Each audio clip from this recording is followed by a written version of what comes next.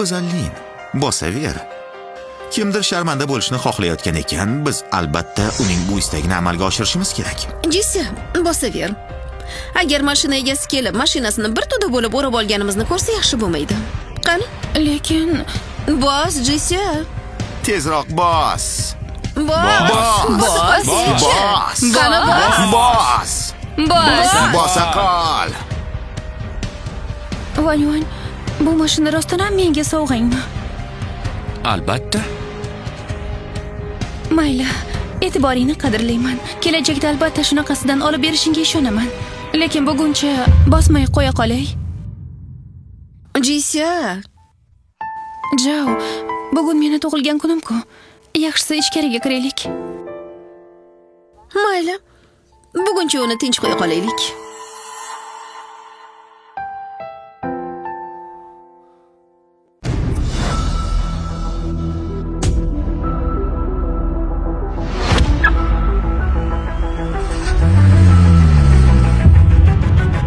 Nima? Bu qanday ovoz?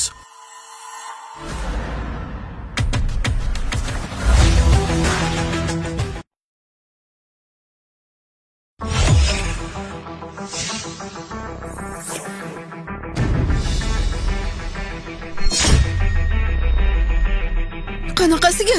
Chiroqlari yondi. Voy, bu axir Aytdim-ku, bu mening senga sovg'am deb. O'tirib haydab ko'rasanmi?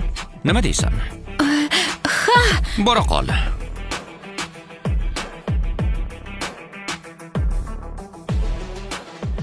Bo'lishi mumkin emas. Bu takasaltang Van Yuan rostdan ham 10 milliondan qimmatroq mashina sovg'a qildimi? Bo'lishi mumkin emas. Ha, aytgancha, menda mashina egasini raqami bor.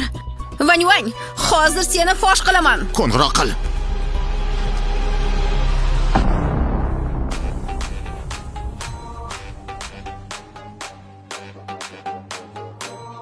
Sen Jao xonim, keyingi safar mashina bilan suratga tushmoqchi bo'lsangiz, iltimos o'zingizni sal bosib oling.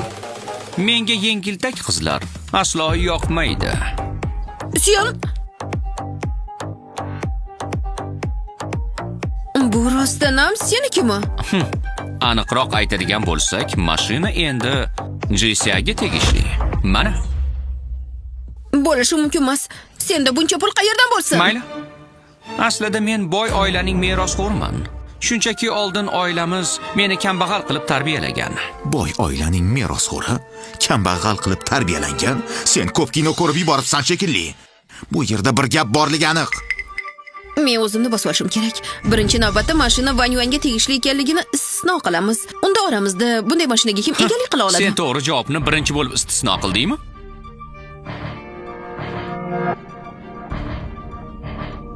Tijorat ko'chasining menejeri Lu Haifeng.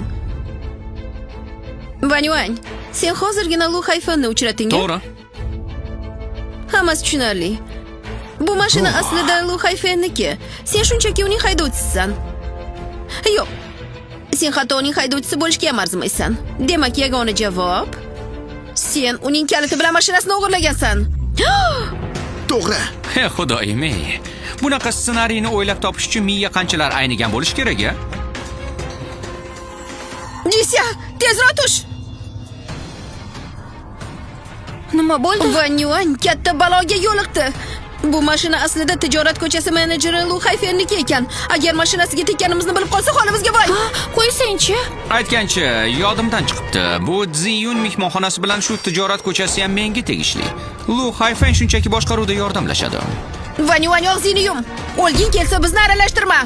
Jisiya, tezroq ketdik. Men Lu Haifeng haqida afsonalarni eshitganman. Uning usullari juda dahshatli. Agar hozir ketmasa, kech bo'ladi. Ketdik. Shoshmanglar. Buncha shoshib qayoqqa ketyapsizlar? Ha?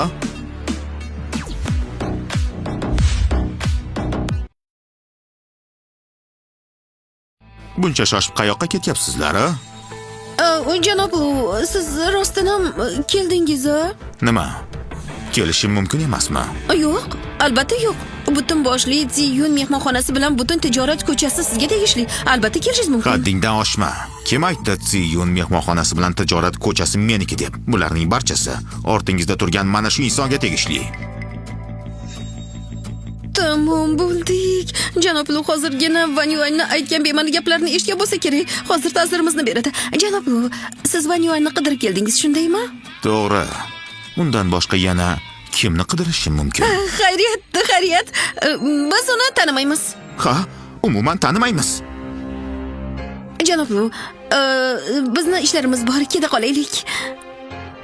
Ketdik. Yurib qolinglar.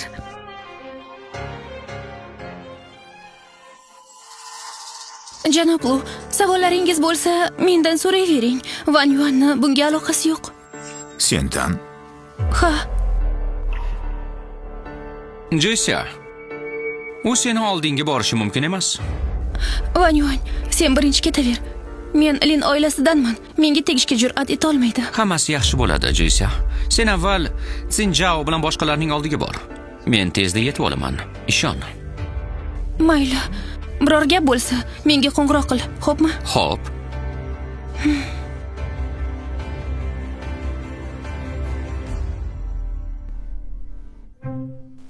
Kichik janob Van, shartnoma chiqarib bo'lindi.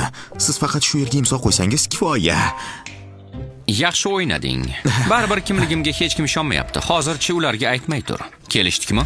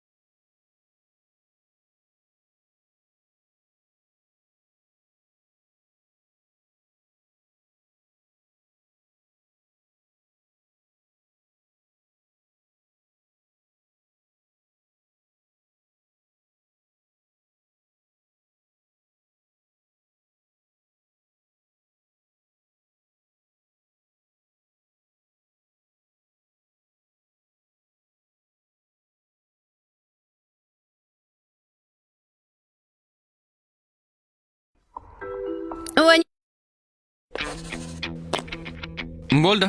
Shartnomani olib qo'y. Boshqa ish bo'lmasa, ketishing mumkin. Xo'p. Aytgancha kichik janob Van, agar tijorat ko'chasida biror muammoga duch kelsangiz, to'g'ridan-to'g'ri menga qo'ng'iroq qilishingiz mumkin.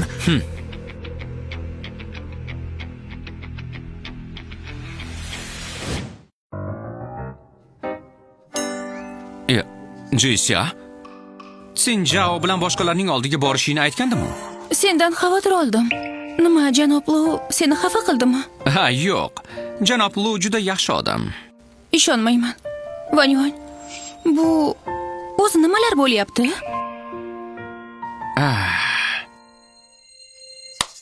Mayli, ochig'ini aytaman. Aslida men dunyoning eng boy odamining o'g'liman. Bu dunyoda pulga sotib olish mumkin bo'lgan biror narsa yo'qki, mening qurbim yetmasa. Ishonmayman. Ana ko'rdingmi? Aytdim, sen esa ishonmayapsan. Hayya.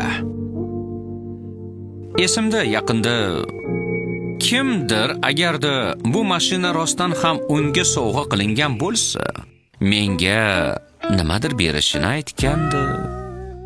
Xo'sh, uni hozir berasanmi yoki boshqa kunimi? Men bersam beraveraman. Hozirroq beraman. Ola qol. Nima, sen menga shuni bermoqchimiding? O'zing nima berishini kutayotganding? Men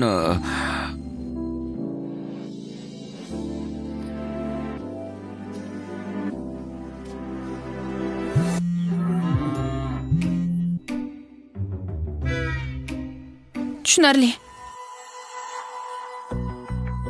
Vanyuan, sen Jao bilan boshqalar karaokega ketishdi. Biz ham boramizmi?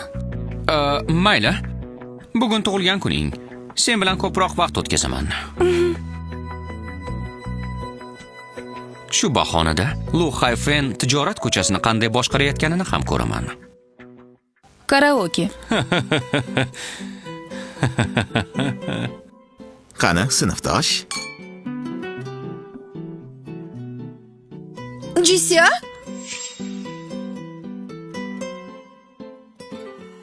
Uni nega boshlab kelding? Janob Lu uni o'ldirib qo'ymadimi? Hammasi joyida, Jao. Janob Lu juda yaxshi inson, xavotir olma.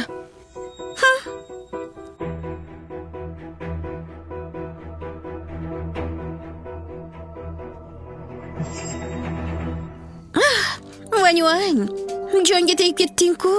Shu yergacha sudralib kelding.